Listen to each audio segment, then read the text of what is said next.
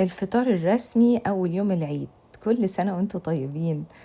الطاسة المشكل الخطيرة اللي موجودة في كل بيت مصري أول يوم العيد. يلا بينا.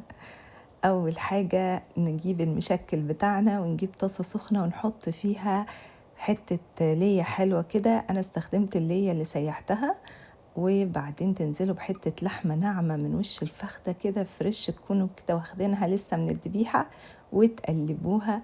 أول ما تبدأ تدخل في السوى تنزل وراها بالكفتة، ودي كفتة مش متضاف لها غير شوية بهارات وملح وفلفل بس، ما بنضيف لهاش بقى بصل ولا بقدونس ولا حاجة، دي مخصوص للصينية دي.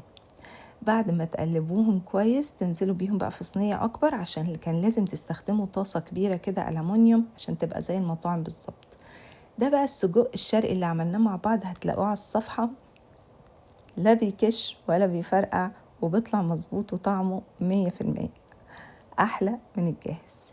الكبدة بقى ما بتتبلش، تنزلي بيها على نار عالية، وبعدين تحط لها الدقة اللي عاملينها من الكزبرة والثوم والخل والفلفل الحامي، وتقلبي كل ده بقى مع البصل والفلفل الألوان، وكوني حطالك قرن فلفل حامي كده لو بتحبوها مشطشطة، سليم زي ما هو، بيدي طعم حلو وبرضه بيخليها مش حراقة قوي.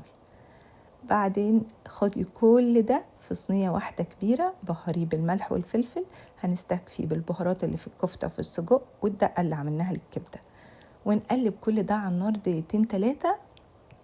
وهاتوا بقى العيش البلدي وخشوا على الصينية كده، خدوا كل الصوص اللي نزل منها، وبعدين ابدأوا بقى حطوا الساندوتش بتاعكم مع الليمون، الطحينة، الفلفل الحامي. يا سلام، مش بقول لكم ده أحلى فطار أول يوم العيد؟